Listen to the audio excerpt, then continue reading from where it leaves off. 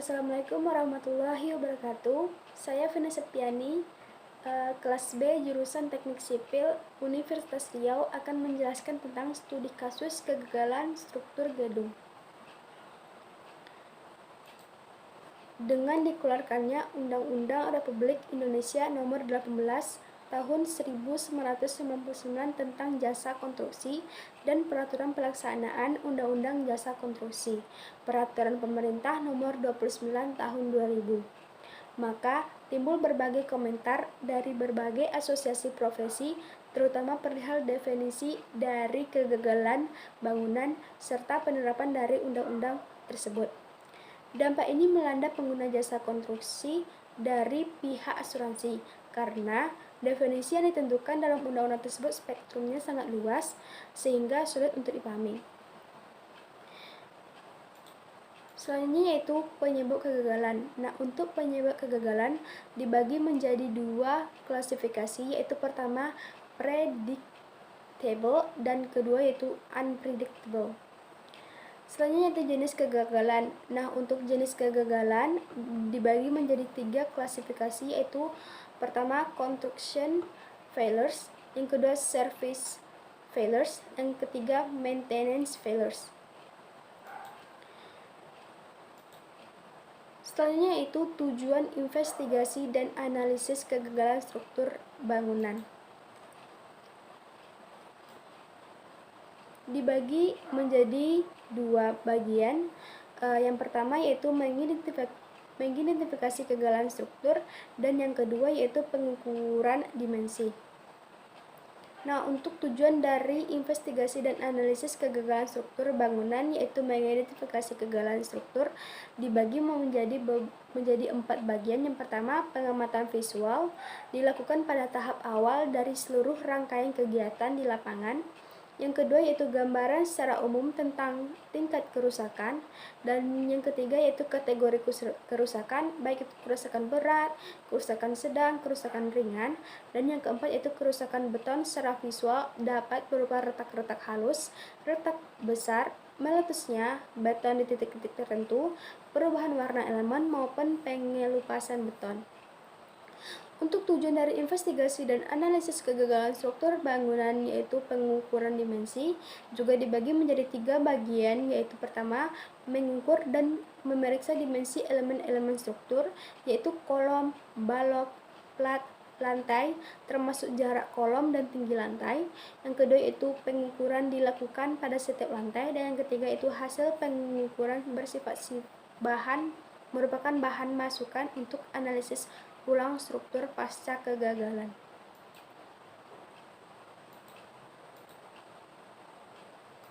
Selanjutnya yaitu penyebab kegagalan dari struktur bangunan gedung, yaitu pertama, perencanaan.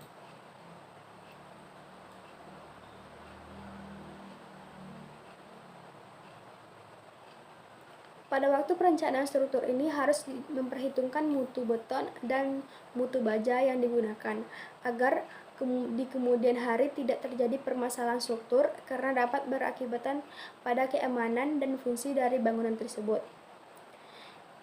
Kesalahan perencanaan dapat berupa kesalahan hitung, pendetailan, dan kesalahan lainnya.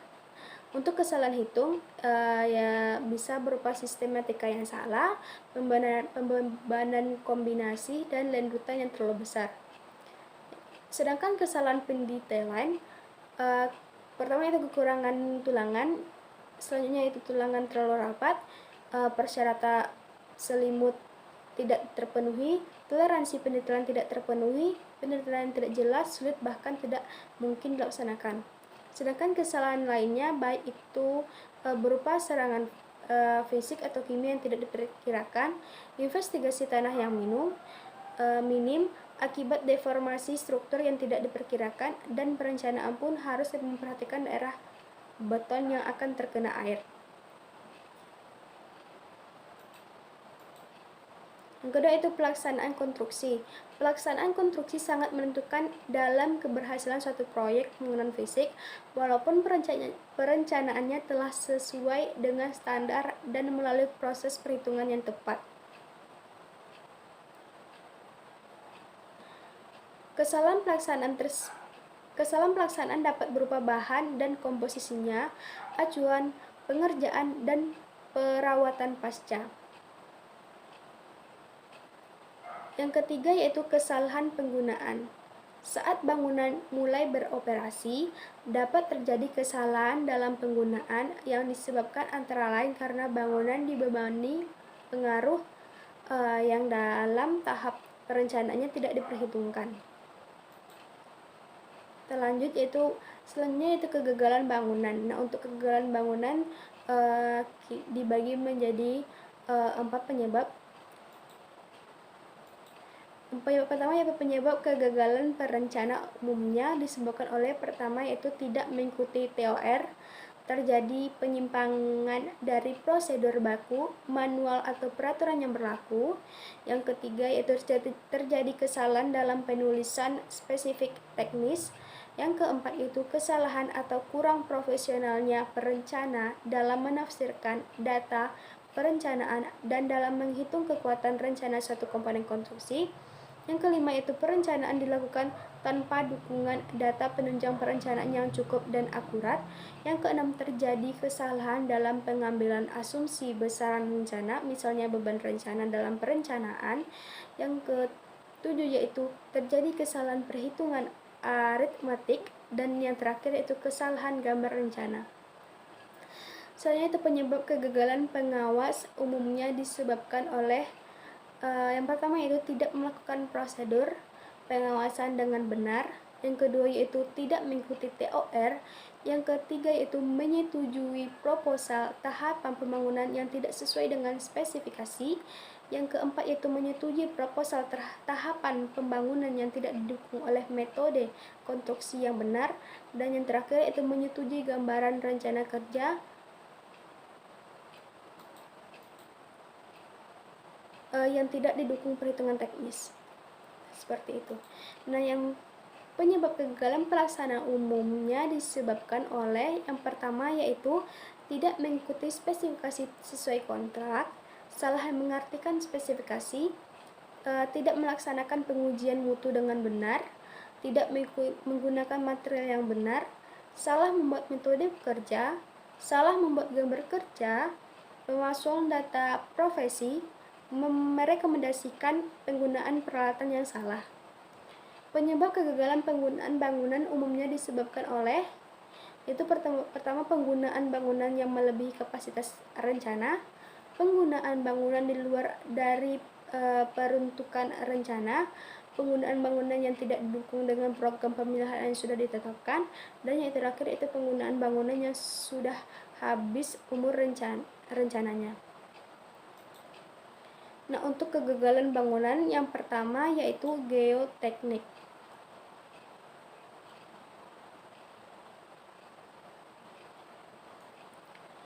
Kegiatan di bidang geoteknik mencakup mulai dari pemilihan trace jalan, penyiapan badan jalan, timbunan, galian, sampai pada penyiapan tanah dasar atau subgrade.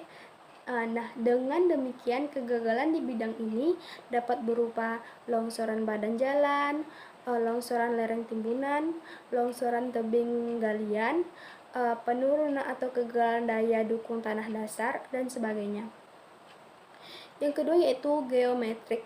Nah, sedangkan kegagalan yang terjadi di bidang geometrik ini bisa dapat mengakibatkan lebar lajur lalu lintas yang terlalu sempit, jari-jari tikungan terlalu kecil, jarak pandang terlalu pendek, super relevasi yang tidak memadai, landai kritis yang terlalu besar, crossfall yang tidak memenuhi syarat, bahu yang terlalu sempit, dan sebagainya.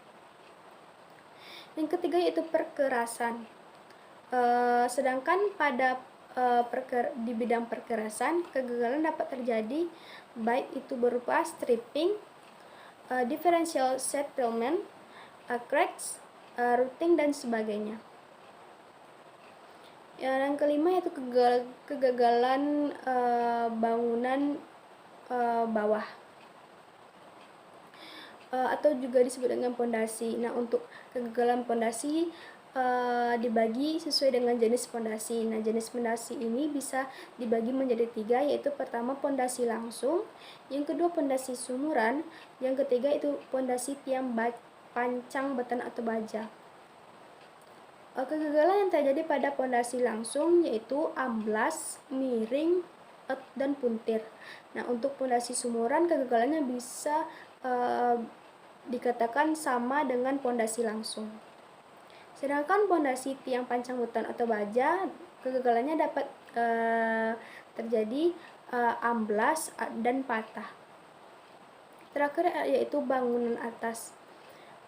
Sedangkan kegagalan bangunan atas jembatan dapat dibagi sesuai dengan jenis bangunan atas, yaitu retak struktural, lendutan, getaran atau goyangan, dan kerusakan lantai kendaraan, tumpukan, expansion joint. Nah, baiklah, selanjutnya itu contoh kasus. Contoh kasusnya itu keruntuhan pada sebagian struktur beton lantai 2 proyek pembangunan dan rehabilitasi Pasar X yang terjadi pada tanggal 13 Oktober tahun 2009 sekitar pukul 13.00 waktu Indonesia bagian tengah. Pada saat terjadi hujan deras dan angin kencang. Nah, untuk keruntuhan pada area lantai 2 yang dibatasi SD, G, 5, dan 9 merupakan keruntuhan akibat efek domino yang diawali runtuhnya balok AS F7 sampai F8 pada tengah bentang. Keruntuhan diduga karena lemahnya aksi komposit beton dan besi tulangan, serta detailing penulangan yang salah pada sebagian elemen struktur. Lemahnya aksi komposit diduga karena rendahnya mutu beton yang diakibatkan keluarnya air semen.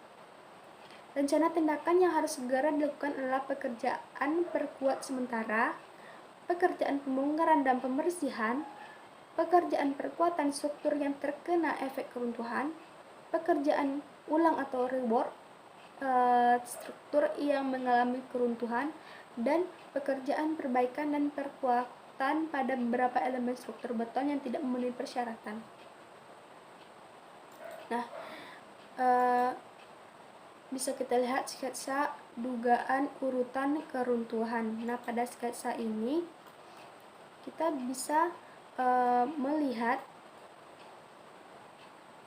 yang pertama yaitu putusnya balok F8 ke E8 diikuti runtuhnya kolom E8 ke arah kolom D9. Kedua itu balok AS F7 ke F8 runtuh pada tengah, kolom F8 roboh ke arah kolom G9.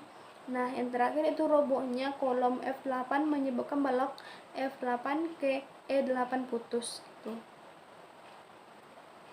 Nah, selanjutnya yaitu faktor-faktor penyebab keruntuhan. Pertama yaitu balok AS F7 ke F8 runtuh pada tengah bentang. Nah, untuk penyebabnya sendiri yaitu pertama aksi komposit beton dan besi tulangan tidak bekerja optimal karena mutu beton rendah. Bisa dilihat gambarnya. Gambarnya detail sambungan tulangan lapangan pada balok F7 ke F8. Yang kedua yaitu kolom F8 roboh ke arah kolom G9. Nah, untuk penyebabnya yaitu aksi komposit beton dan besi tulangan tidak bekerja optimal karena mutu beton rendah, dan yang kedua yaitu detail sambungan antar kolom lemah. Yang ketiga itu balok AS F8 ke E8 runtuh. Untuk penyebabnya sendiri yaitu pertama aksi komposit beton dan besi tulangan tidak bekerja optimal karena mutu beton rendah. Yang kedua itu detail sambungan tulangan dan tur lapangan tidak memenuhi persyaratan. Yang keempat itu kolom E8 roboh ke arah kolom D9. Penyebabnya sendiri aksi komposit beton dan besi tulangan tidak bekerja optimal karena mutu beton rendah, dan yang kedua itu detail sambungan antar kolom lemah. Dan yang terakhir yaitu yang kelima, runtuhnya balok dan plat lantainya seluas area yang dibatasi SD, G, 5, dan 9 sebagai efek domino. Akibat penyebabnya yang pertama yaitu aksi komposit beton dan besi tulangan tidak bekerja optimal karena mutu beton rendah, dan yang kedua itu detail penulangan plat tidak memenuhi persyaratan, dan bisa juga dilihat gambarnya. Baik, itu mungkin dari saya. Kalau ada kata-kata saya yang salah, mohon dimaafkan. Saya sudahi. Wabillahi taufiq wal hidayah. Assalamualaikum warahmatullahi wabarakatuh.